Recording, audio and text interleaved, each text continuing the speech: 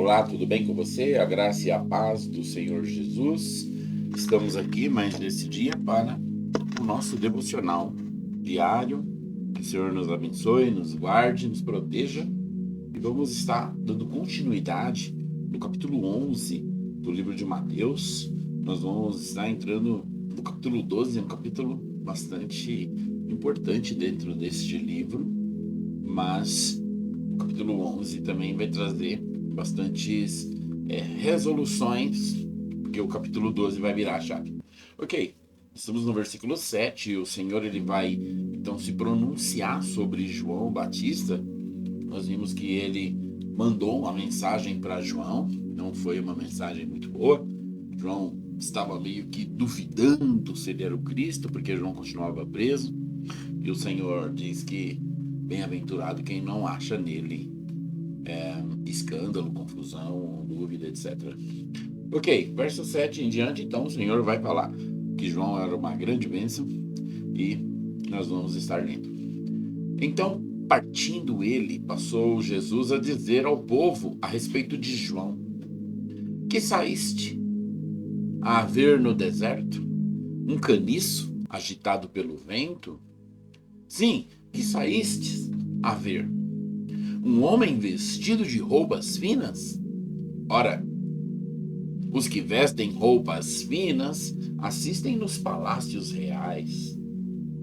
Mas para que saístes? Para ver um profeta? Sim, eu vos digo, e muito mais que profeta. Este é um de quem está escrito: eis aí eu vos envio diante da tua face o meu mensageiro, o qual preparará o teu caminho diante de ti. Em verdade, vos digo, entre os nascidos de mulher ninguém apareceu maior do que João Batista, mas o menor no reino dos céus é maior que ele. Desde os dias de João Batista até agora, o reino dos céus é tomado por esforço, e os que se esforçam se apoderam dele. Porque todos os profetas e a lei profetizaram até João. E se o quereis reconhecer, ele mesmo é Elias, que estava para vir. Quem tem ouvidos para ouvir, ouça. Mas a quem hei de comparar esta geração? É semelhante a meninos que, sentados nas praças, gritam aos companheiros: nós vos tocamos flautas e não dançastes. Entoamos lamentações e não pranteastes. Pois veio João, que não comia nem bebia, e dizem: tem demônio. Veio o filho do homem, que come e bebe, e dizem: eis aí um glutão e bebedor de vinho, amigo de publicanos e pecadores. Mas a sabedoria é justificada por suas obras. Até aqui. Lemos do verso 7 até o 19. Vamos lá. Então nós estivemos falando ontem sobre o fato de João ter aquela dúvida na prisão, e o Senhor fala que quem veio buscar a informação levasse. E era para levar o que estavam vendo e também o que estavam ouvindo.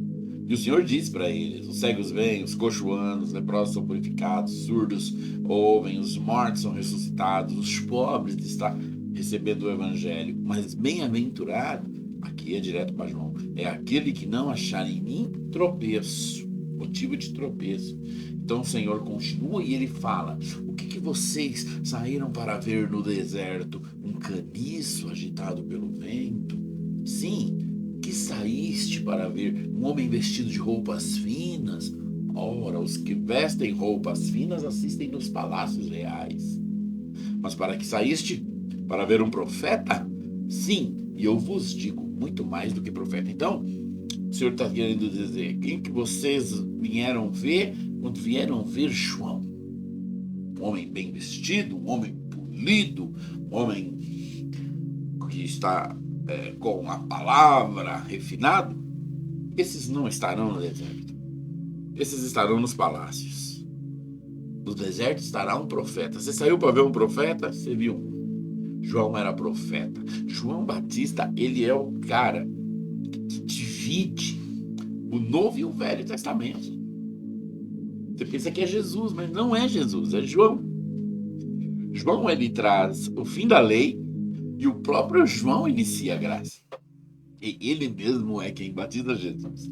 Ele mesmo é quem fala: eis aí aquele do qual eu lhes falei, do qual eu não sou digno de lhes amarrar as sandálias. Então veja, ele tem um ministério profético, ele é um profeta, ele faz a obra de profeta, mas ele é quem inicia o tempo da graça, o reino de Deus, que começa com o Senhor Jesus.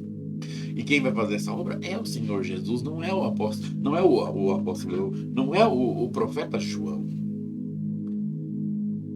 E o Senhor Jesus então fala aqui no verso 11 que dos nascidos de mulher, ninguém é maior que João. Então se você pegar o ministério profético, o ministério voltando para trás, não tem um maior que João. Mas ele diz, mas o menor no reino dos céus é maior que ele.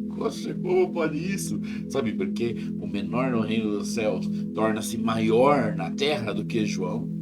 Porque João, ele era um profeta falando os oráculos de Deus. Mas no reino dos céus, quem vai entrar em cena são os filhos de Deus, que nasceram em Jesus. Então João tinha a missão e a voz de Deus para fazer a obra. Nós temos o Espírito Santo amalgamado em nós. Eu sei que não se compare a João Batista. Não meça o seu pastor em João Batista.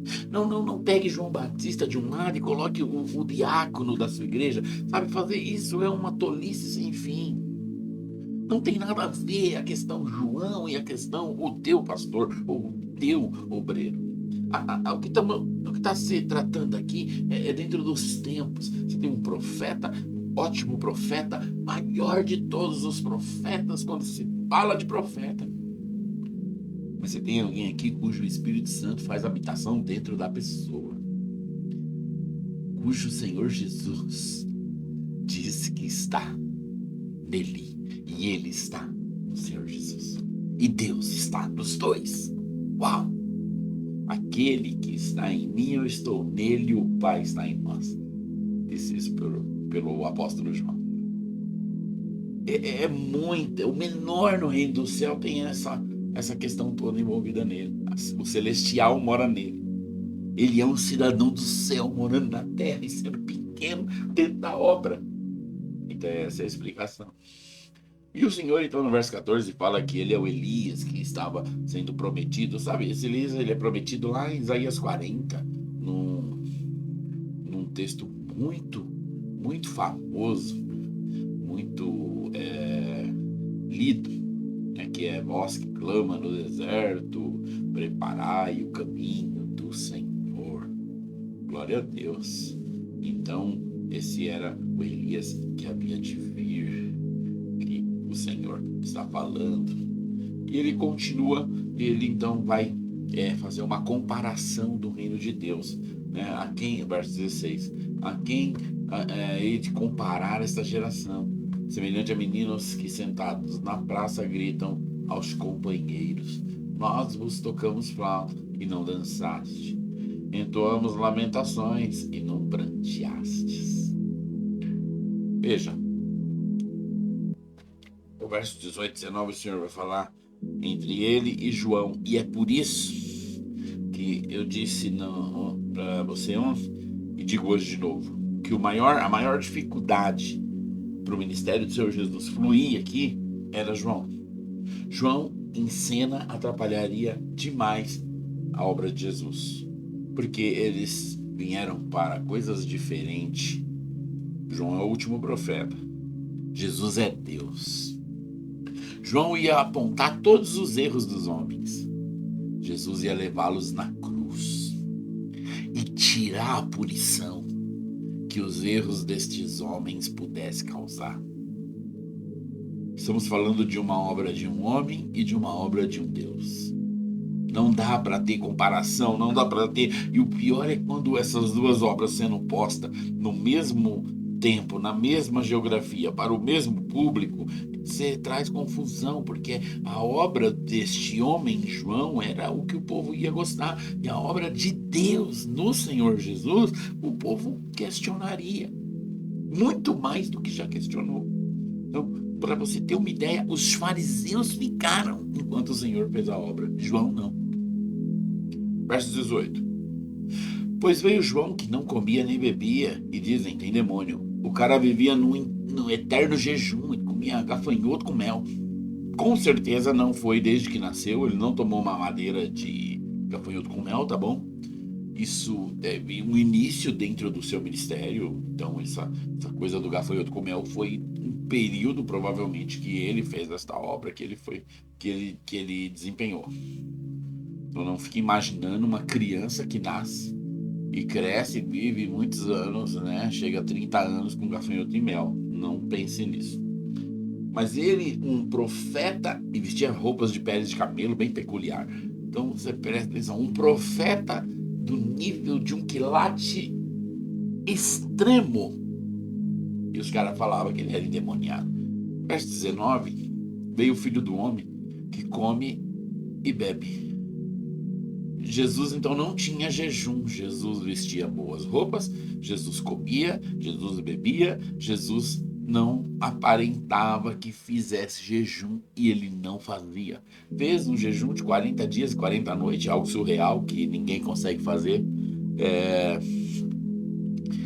extremamente, se não for ali Deus guiando a pessoa para isso. E aquele jejum valeu por todo o seu ministério. Mas depois ele comeu e bebeu até o fim. E aí chamam ele de glutão, de bebedor de vinho, de amigo de publicanos e pecadores. O Mateus, ele vai então enunciar, né, amigo de publicanos. Por quê? Porque ele era um publicano e ele é quem está escrevendo esse livro e ele é quem se tornou um discípulo do Senhor. Que pensa que é uma pessoa que viveu, ele viu o Senhor ser amigo desses caras, sabe? Os publicanos eram pessoas israelitas que se doavam a trabalhar pros romanos contra o povo. Os publicanos hoje seriam os caras do STF aqui do Brasil, que tem o poder para destruir os brasileiros. E eles querem destruir os brasileiros. E estão destruindo os brasileiros. Então, imagina, Jesus vem, aí ele é amigo do Alexandre de Moraes. Pô, Deus. Você ia ficar muito bravo com Jesus. Pois é, os judeus ficaram muito bravos porque Jesus era amigo de Mateus, Zaqueu, entre outros. Porque para o Senhor Jesus a questão vai além do que está nessa terra. Muito além. Porém, o Senhor diz que a sabedoria é justificada pelas obras. As obras de João, elas foram 100% esquecidas por todos aqueles que viram o seu ministério. E você não vê um ministério de João Batista mundialmente. Tem muito pastor que encarna o João Batista realmente. Tem pastor que ele quer ser o João Batista, quer condenar todo mundo, quer fazer jejuns extremos, mas o Senhor, pela sua grande graça, sempre muda esses pastores para o lugar certo. Você tem que parecer com o Senhor. Nós temos que parecer com o Senhor Jesus. Não inventemos modas. Mas a questão aqui que envolve um que tem a condenação, outro que tem a justificação. Então essa é a grande sacada desse texto aqui que o Senhor fala para nós. E com isso eu quero que nesse devocional de hoje você termine recebendo uma palavra de paz.